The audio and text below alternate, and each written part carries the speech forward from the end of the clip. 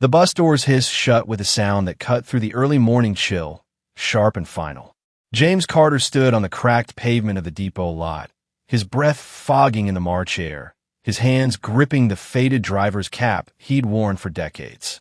55 years old, with a back that creaked from too many hours behind the wheel and eyes that had seen every corner of the city, he couldn't move. Not yet. The spot where his bus number 47 usually sat was empty, a gaping hole in the lineup that matched the one growing in his chest. Rick Thompson stood a few yards away, his clipboard tucked under one arm, his narrow face set in a look of pure indifference. "That's it, James," he said, his voice clipped and cold. "You're done here. Grab your things and clear out." James felt the words hit like a slap, but he didn't flinch. He just stared at Rick, searching for some thing that made sense. "Why?" he asked, his voice rough from years of shouting over engines. 25 years, Rick. 25 damn years. "What did I do?" Rick didn't even blink. "You know why," he said, turning away like the conversation was already over. "Don't make a scene." Then he was gone, disappearing into the depot office, the door swinging shut with a dull thud that echoed in James's ears. Why?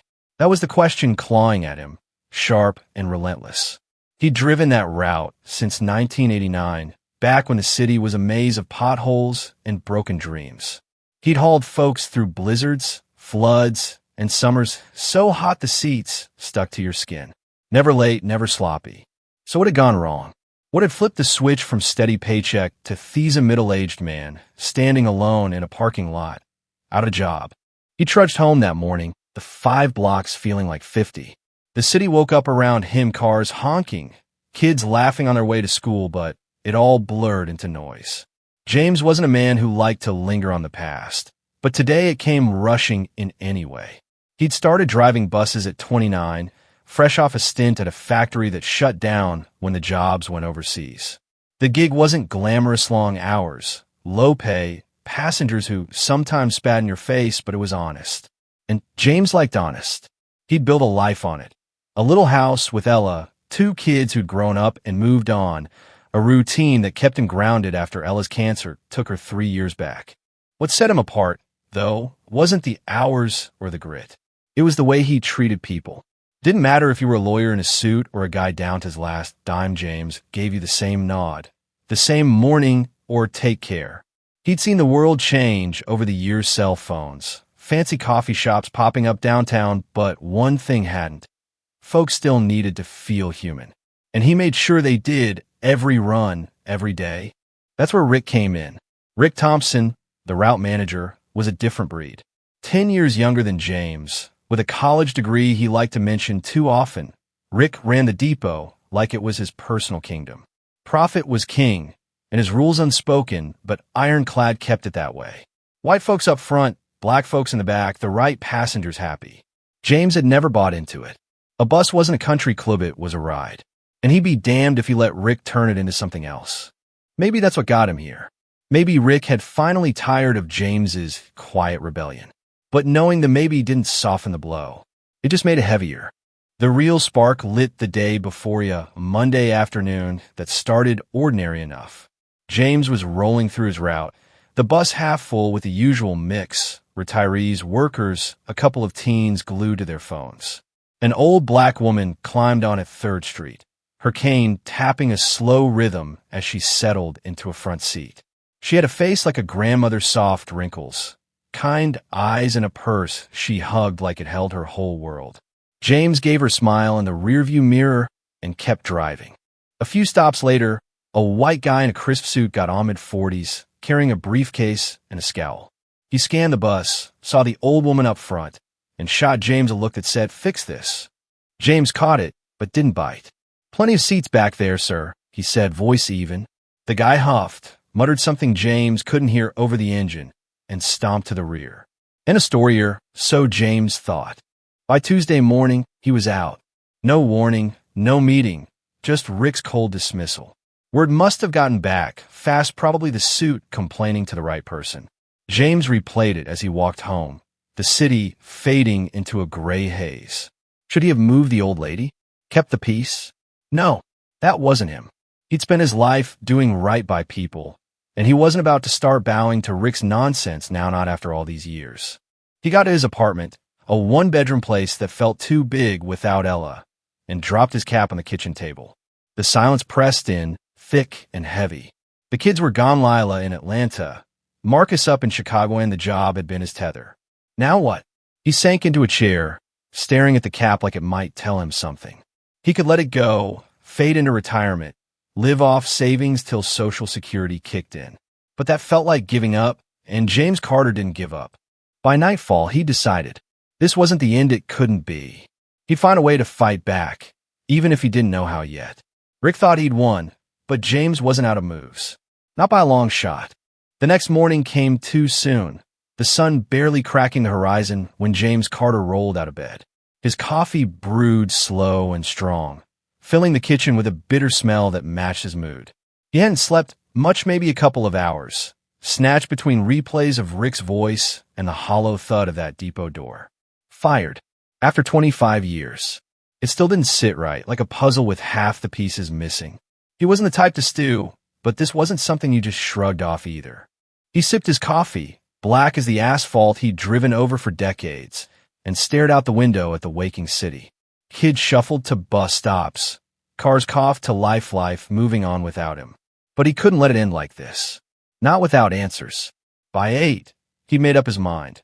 He'd go back to the depot, face Rick head on, see if there was a shred of reason left in the man.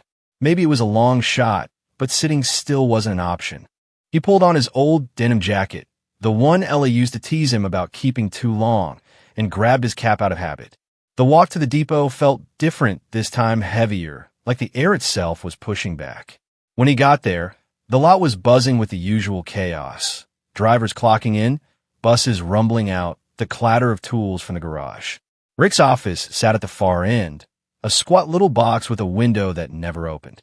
James knocked, the sound sharp against the morning noise, and stepped inside. Rick was hunched over his desk, scribbling on a clipboard, his tie already loose like he'd been at it for hours. He didn't look up. "What do you want, Carter?" he said, his voice flat as a dead battery. "I want to know why," James said, planting his feet firm. 25 years, no trouble, no complaints. You can't just cut me loose and act like it's nothing. Tell me what I did." Rick set the clipboard down slow, leaned back in his creaky chair, and finally met James's eyes. There was no warmth there, just a cold, tired stare. "I don't owe you an explanation," he said. "You broke the rules. That's it. Now get out." "What rules?" James shot back, his voice rising despite himself. "I didn't kick that old lady out of her seat for some guy with a briefcase. That's not a really, it's your garbage. And I'm not here for it." Rick's jaw tightened, a flicker of something anger, maybe crossing his face. "My garbage keeps this place running. You think the big shots care about your little stand? They want happy customers, and you pissed off the wrong one. Doors that way." James stood there, fists balled at his sides, feeling the heat climb up his neck. He wanted to argue, to shove Rick's clipboard down his throat, but he knew it wouldn't change a thing. Rick had made up his mind long before yesterday. So he turned, walked out, and let the door slam behind him. The cold air hit him hard, but it didn't cool the fire in his chest. He'd gone looking for a lifeline and gotten nothing but a brick wall. Back home, he tried another angle. He dug out his old phone, book-yellowed pages Ella had kept neat, and started calling coworkers. Guys he'd shared coffee with, swapped stories with over the years. First was Pete, a wiry vet who'd driven the night shift since '92. "Hey, Pete," James said, keeping it light. "You hear what happened?" "Yeah, man," Pete mumbled, his voice low. "Tough break, but I can't get mixed up in this. Got a mortgage, you know." Click.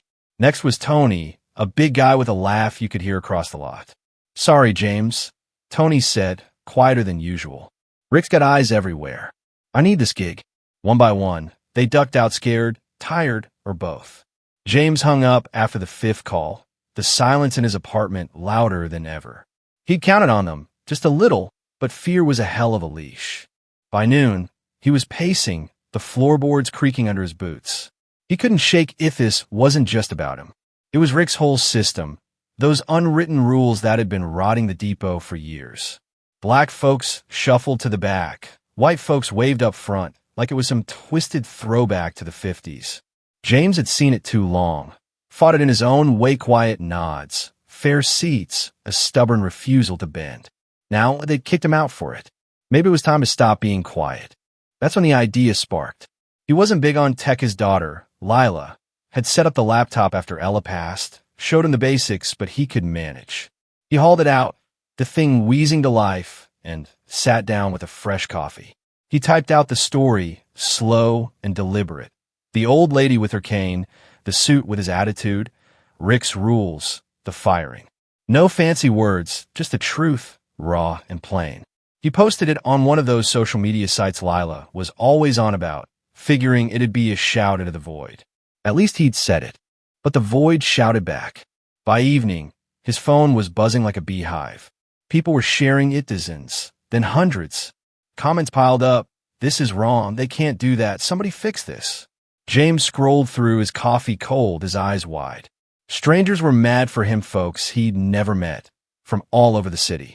Then a name stopped him cold. Darnell Lewis. The mayor. He'd liked it, commented, "This needs attention. Now." James leaned back, heart thumping. The mayor?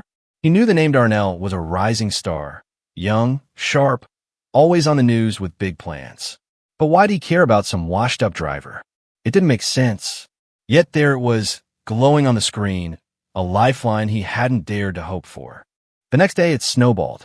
A reporter showed up Tom, a skinny guy with a notepad and a grin like he'd hit the jackpot. "Saw your post," Tom said, stepping inside. "Can I get the full scoop?" James let him in, still dazed, and spent an hour laying it out at Depot. Rick, the whole mess. Tom scribbled fast, asking questions James hadn't even thought to answer. 2 days later, the story hit the paper. Bus driver fired after seat standoff, fairness in question. Copies flew off the racks, and the online version spread like wildfire. The city woke up. Phones at the depot rang non-stop, angry calls, demand for answers. Protests popped up outside, small at first, then louder with signs and chants. James watched from his window, the chaos spilling into his quiet street. He just wanted a vent. Now he'd lit a match, and the flames were growing. Rick and the company couldn't duck this forever. They'd have to hit back, and hard. James braced himself, knowing the storm was just getting started. Hey, if you're still here and think everyone deserves a fair shot, hit that like button and drop a comment. Tell me, ever seen something like this where you work? I'd love to hear it. A week after the newspaper hit the stands, the city felt like it was holding its breath.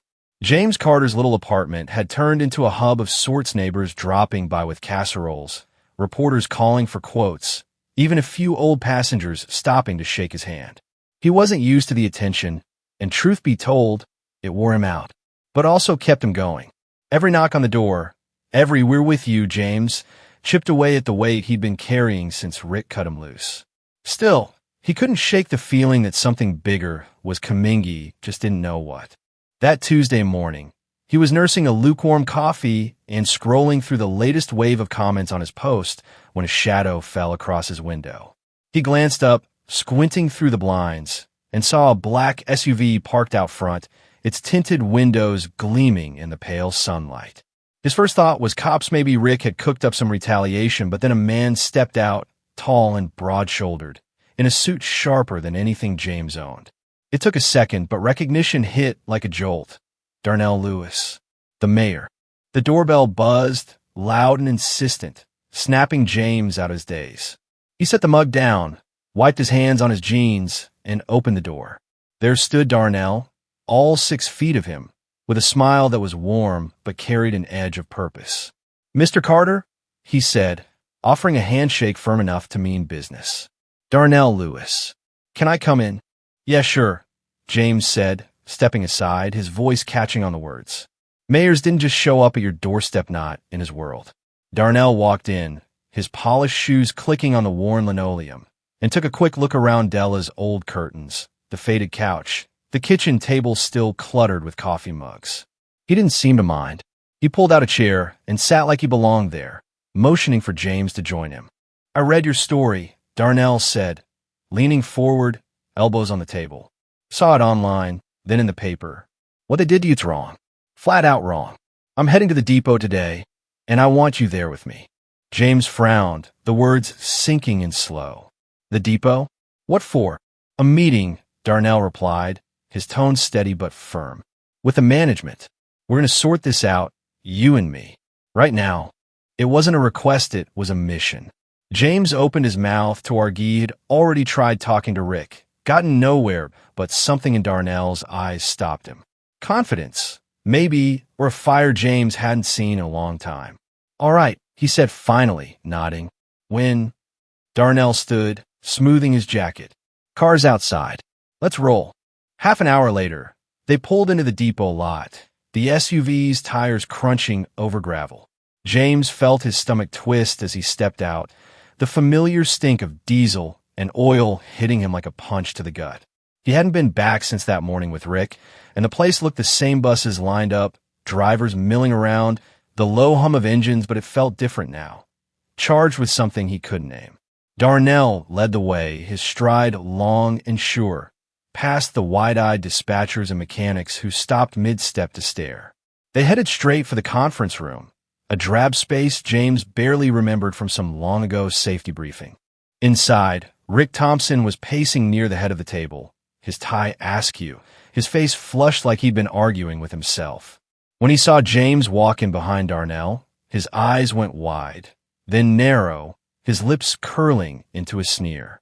What the hell is this? He barked, hands on his hips. You can't just... I'm the mayor, Darnell cut in, his voice cool and sharp, slicing through Rick's bluster. I am. Sit down, Mr. Thompson. We've got work to do. Rick hesitated, then dropped into his chair, glaring across the table as James took a seat opposite him. The room filled up fast, two managers in cheap suits, a nervous-looking woman from HR, a couple of higher-ups James didn't know. Darnell stood at the head, hands clasped, and launched into it. Fairness, accountability, the city's reputation. His words were measured but heavy, landing like stones in still water. Rick shifted, arms crossed tight, his jaw working like he was chewing on something sour, but he didn't interrupt. Not yet. Then Darnell turned to James, and his tone softened, catching everyone off guard. James, you remember me, don't you? James squinted, studying Darnell's face up close. He'd seen him on TV, sure, those speeches about jobs and housing, but now, in the fluorescent light, there was something else. The jawline, the way he tilted his head, it tugged at a memory buried deep. A skinny kid with a too big backpack, climbing onto his bus late at night. Always polite, always quiet. Hold on, James said, his voice barely above a whisper. You that boy, the one from 3rd Street? Your mom worked nights. Darnell's smile widened, a flicker of something tender breaking through his polish. That's me. 1999, 2000, maybe a little after you'd let me ride when I didn't have the fare. Dropped me off right at my stoop, so I wouldn't have to cut through the alleys. Mom was a nurse, pulling doubles, and you looked out for me. The room faded away as James pieced it together. Little Darnell Lewis, 10 or 11, with those big, tired eyes and a thank you, Mr. James, every time he hopped off. His mom, Clara, that was her name, used to wave from the porch sometimes, a tired smile of her own. James hadn't thought twice about it, just figured the kid needed a hand, and he had a bus. But now, 25 years later, that kid was the mayor, sitting here, staring him down like it was destiny. I never forgot that, Darnell said, his voice steady again, pulling James back to the moment. You didn't have to help me, but you did. Every night. And I'm not letting a man like you get railroaded over some petty trash like this. We're fixing it today. Rick coughed, loud and deliberate, shattering the quiet. With all due respect, Mr. Mayor, he said, his tone dripping with anything but respect. This is a private company. You don't get to dictate. I dictate what's right, Darnell snapped, his eyes locking onto Rick's. And so does this city. You think those folks outside aren't watching? They're pissed, Thompson, and they've got every reason to be. James felt the air shift, a current running through the room. All those years, those quiet rides, never known they'd stuck with Darnell like that. And now here he was, the mayor, throwing his weight behind him, ready to take on the whole damn depot. It was a lifeline, sure, but it came with a question. What would Darnell do next? How far would he push this, and what would it cost? The conference room at the depot crackled with tension, the air thick enough to choke on. James Carter sat across from Rick Thompson, his hands clasped tight to keep them from shaking, while Darnell Lewis stood at the head of the table like a general ready for war. The mayor had just dropped a bombshell talk of courts, investigations, a reckoning for the company's dirty laundry, and Rick wasn't taking it lying down. He shoved his chair back, standing up so fast it nearly tipped over, his face red as a brake light. "This is a joke," Rick spat, pointing a finger at Darnell. "You think you can stroll in here, wave your fancy title around, and scare us into kissing your boots? We got contracts, deadlines, real work. Not some sob story about a kid cadging free rides 20 years ago." Darnell didn't budge, his eyes locked on Rick like a hawk on a mouse. "I'm not here for stories," he said, his voice low and edged with steel. "I'm here because you've been breaking Law City laws, federal laws, human laws. Discrimination's not a sob story, Thompson. It's a crime, and I've got the receipts." He reached into his briefcase and pulled out a thick folder, dropping it onto the table with a thud that echoed off the walls. Papers spilled out, letters, forms, scribbled notes. "Complaints," Darnell said, tapping the stack. "From passengers, black folks, Latinos, poor folks pushed to the back, ignored, treated like dirt. Statements from drivers who've been too scared to talk till now. This is just the start. You want more? I'll keep digging." Rick froze, his fingers still hovering in the air, his eyes darting to the folder like it was a live grenade. James watched, his breath caught somewhere in his chest. Drivers talking? He'd called them himself, gotten nothing but excused it, Inspector, but Rick didn't move. Had Darnell gotten to them first, flipped them somehow? It was a twist James hadn't seen, coming a breach in the wall he'd thought was unbreakable. The HR woman, Janice. Her name tag said scribbled furiously, her pen scratching loud in the silence, while the other managers shifted in their seats, faces pale. Rick's sneer faded, replaced by something harder, colder. "You've got nothing," he said, but his voice cracked on the last word. "One guy's word against a whole company? That won't hold up anywhere." "Keep telling yourself that," Darnell shot back. "The city's watching. The people are watching. You're out of moves." The meeting broke apart after that, a mess of raised voices and slammed doors. Rick stormed out, muttering about lawyers and countersuits, while Darnell huddled with the suits, laying out next steps. James rode back with him in the SUV, the city blurring past in a haze of gray and glass. "You think this'll stick?" James asked, his voice quieter than he meant it to be. Darnell glanced over, his jaw tight. "It's not about thinking, James. It's about fighting. We've got momentum, folks are fed up. This is bigger than us now." The words should have lifted him, but they didn't, not quite. Over the next few days, the storm grew. The news screamed headlines. Mayor targets bus company in discrimination probe. Protests swelled outside the depot, dozens, then hundreds, with signs reading "Justice for James" and "Fair seats, fair streets." TV crews camped out, their lights glaring through his apartment window. It was what he'd wanted: attention, pressure, but it felt like standing on a cliff, the drop hidden in the fog. Then the call came, late on a Thursday afternoon. James picked up, expecting another reporter, but it was Carol, one of the higher-ups from the meeting, her voice smooth and clipped. "Mr. Carter, we've reviewed your case," she said. "We'd like you to come back.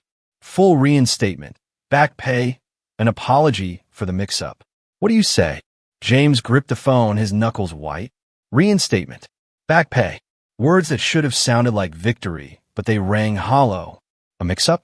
That's what they were calling it. 25 years of sweat and grit, tossed out over a seat, reduced to a polite oops. He saw Rick's face in his mind, that smirk, those rules still lurking under the surface. Nothing had changed, not really. They just wanted the noise to stop, the cameras to leave.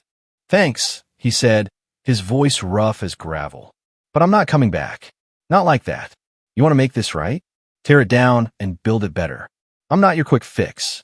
He hung up before she could respond, his hands trembling as he set the phone down. It was a big, stupid gamble.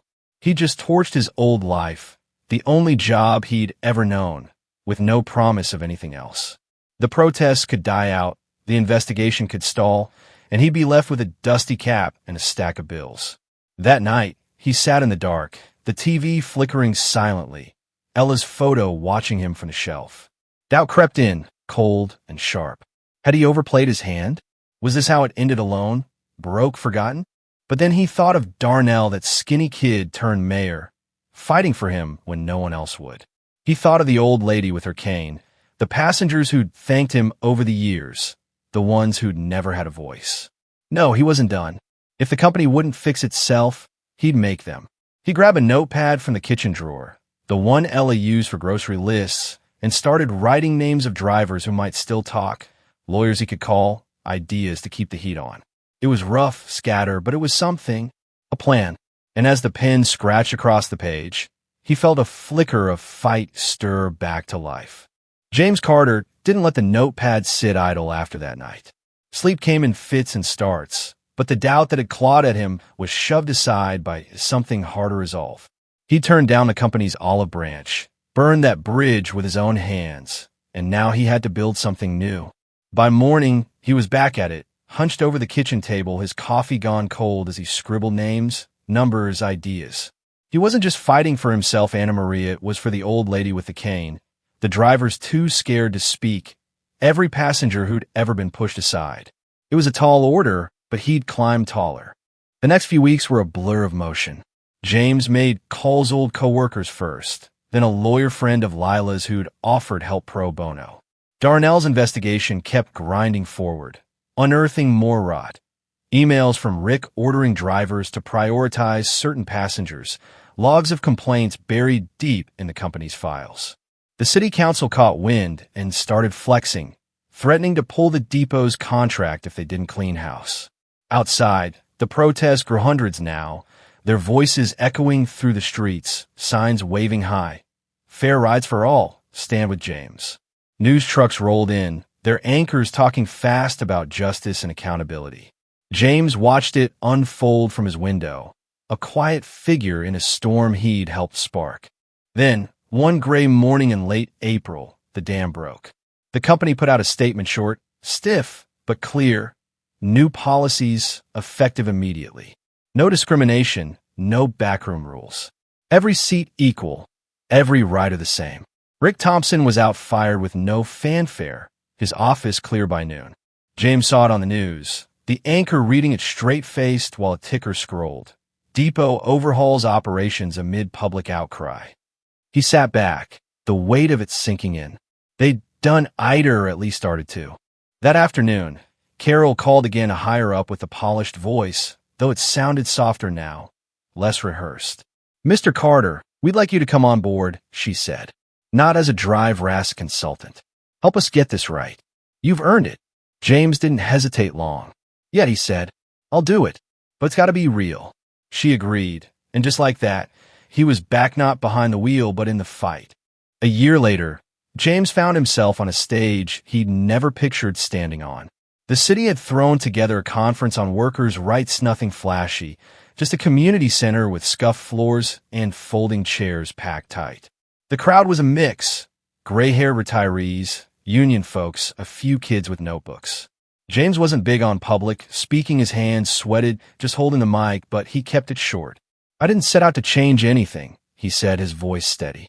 "I just did what felt right. Turns out that can move mountains sometimes." The room clapped, a warm rumble, and then Darnell Lewis stepped out from the side, his suit crisp, his grin wide. The crowd got louder as he took the mic. "James Carter didn't just drive a bus," Darnell said, his voice carrying over the noise. "He drove a whole city to wake up. We owe him for that." He handed James a plaque, solid, gleaming, engraved with social justice icon, and James took it, his throat tight. The applause swelled, washing over him, and for a moment, he let himself feel it. Not just relief, but something deeper, something like home. It could have ended their neat bow on a messy story. But Darnell had one more card to play. As they stepped off the stage, he pulled James aside, his voice low. "We got the win here," he said, "but it's not over. There's drivers out there, workers, still dealing with this kind of trash. You in for round two?" James blinked, caught off guard. A micro twist, a new fight waiting. He nodded slow. Yeah, I'm in. That night, back in his apartment, James set the plaque next to Ella's photo on the kitchen table.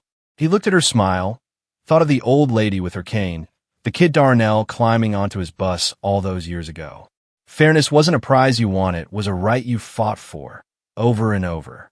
He'd claimed it, not just for himself, but for anyone who'd needed it too. And he'd keep claiming it, long as he had breath. Here's the thing, James isn't alone out there. There's folks right now, drivers, clerks, you name it, facing their own risks, their own battles. Maybe you've seen it where you work, maybe you've lived it. What's your story? Drop it in the comments, I want to hear it. Let's keep this fire burning. Thanks for sticking with me through this one. It's been a ride, and I'm grateful you're here. If this hit you anywhere real, hit that like button, subscribe if you haven't, and tell me what you think below. There's more where this came from. Check out the next video when you can. See you soon.